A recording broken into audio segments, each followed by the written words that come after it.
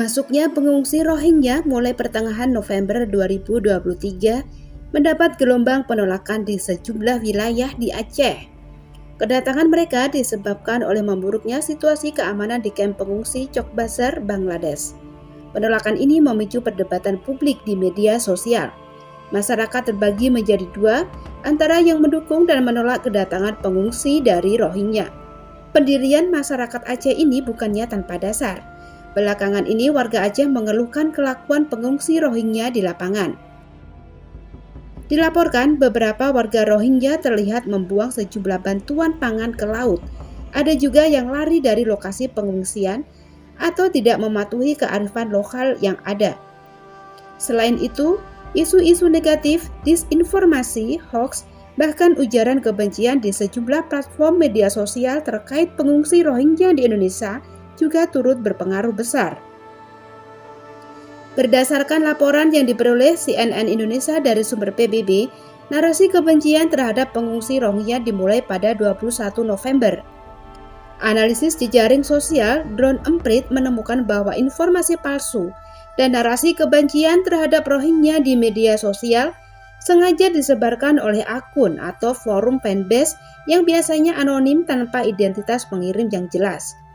Cara tersebut, kata pendiri Drone Emprit, Ismail Fahmi, sangat signifikan dalam meningkatkan perbincangan sehingga mudah menarik perhatian nasional.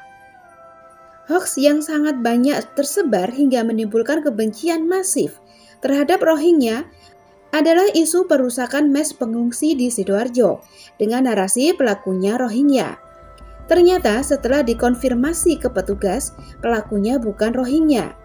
Selain jumlahnya cuma sedikit, mereka juga tidak ada di tempat kericuhan. Beredarnya hoax menganalogikan Rohingya dengan Zionis Israel. Hoax ini sangat bertentangan dengan akal sehat, menimbulkan sikap rasis dan fobia kepada orang asing. Pengungsi yang transit di Indonesia bukan cuma Rohingya. Jumlah Rohingya pun tidak sampai 12% dari total pengungsi. Menyamakan 1.400 orang sekarat di lautan dengan ideologi politik Zionis adalah fitnah keji dan kebodohan literasi. Ada pula hoax yang menyatakan bahwa Rohingya bukan Muslim. Hoax yang tak jelas ini menuduh Rohingya bukan Islam, gara-gara video orang Rohingya tak bersahadat. Ternyata setelah ditelusuri, video tersebut menunjukkan orang Rohingya yang tak mengerti bahasa Melayu. Faktanya, masjid-masjid di kamp Bangladesh selalu dipenuhi jamaah. Karena sholat berjamaah di masjid wajib menurut mazhab yang dianut di sana. Narasi kebencian berikutnya adalah menggiring opini bahwa Rohingya akan mengambil jatah rakyat Indonesia. Padahal rakyat kita banyak yang miskin. Faktanya, Indonesia hanya perlu menyediakan lokasi bagi pengungsi dan menjamin hak asasi mereka. Sedangkan penanganan wajib dilakukan UNHCR dan didanai internasional. Makanya keberadaan pengungsi sebetulnya menguntungkan ekonomi lokal. Mencermati kondisi tersebut, Direktur Institut Muslimah Negarawan sekaligus ahli geopolitik Dr. Vika Komara dalam media ideologis internasional Senin 25 Desember 2023 menyesalkan narasi yang menyebarkan rasa takut terhadap Muslim Rohingya ini akan merusak solidaritas Muslim. Konflik horizontal seperti ini belum pernah terjadi sebelumnya. Pada tahun-tahun sebelumnya, kabar yang sering terdengar justru bahwa masyarakat Aceh, khususnya nelayan, dikenal ikhlas dan siap membantu Muslim Rohingya, meski mereka sendiri memiliki fasilitas yang kurang memadai. Harus kita akui, situasi tahun ini cukup ganjil dan sentimen negatif yang terjadi terkesan janggal. Apalagi hal itu terjadi di tengah kuatnya arus opini yang membela Palestina.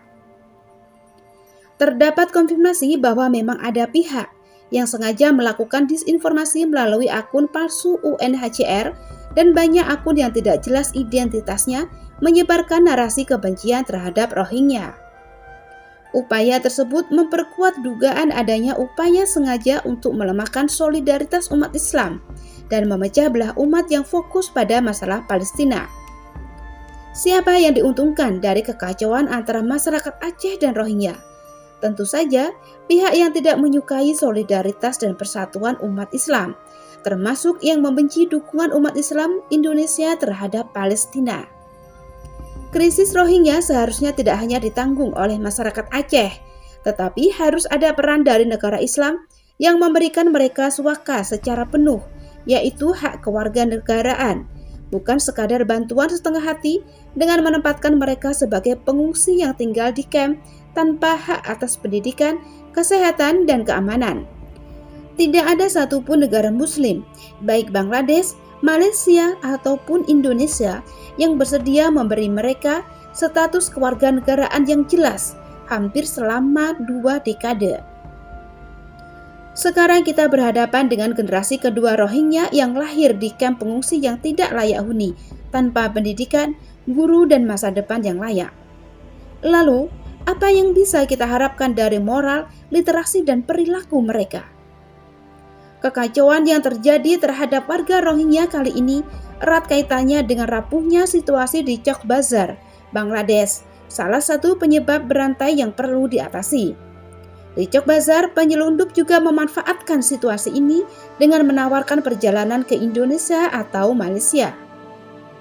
Direktur proyek Arakan, Krislewa, menyatakan, banyak pengungsi yang merasa putus asa dengan situasi keamanan di kamp-kamp yang terletak di wilayah perbatasan Bangladesh-Myanmar yang makin buruk.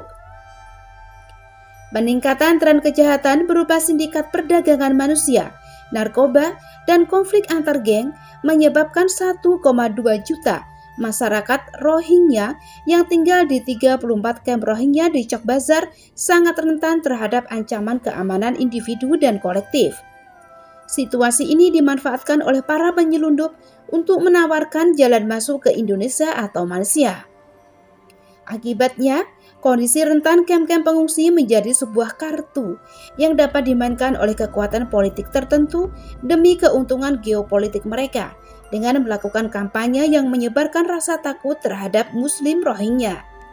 Dalam kebanyakan kasus, mereka memanfaatkan situasi kehidupan yang sangat buruk di kamp konsentrasi yang kumuh ini untuk memicu perang saudara atau konflik di horizontal di wilayah tersebut demi keuntungan mereka. Oleh karena itu, penting bagi umat Islam memahami terlebih dahulu akar permasalahan Rohingya dan berbagai tragedi yang menimpa umat Islam di belahan dunia lain. Umat Islam harus lebih jeli dalam mengkonsumsi berita dan menyebarkannya. Ini karena Allah Ta'ala berfirman dalam Quran Surat Al-Hujurat ayat 6. Wahai orang-orang yang beriman, jika seseorang yang fasik datang kepadamu membawa suatu berita, maka telitilah kebenarannya, agar kamu tidak mencelakakan suatu kaum karena kebodohan, yang akhirnya kamu menyesali perbuatan kamu itu.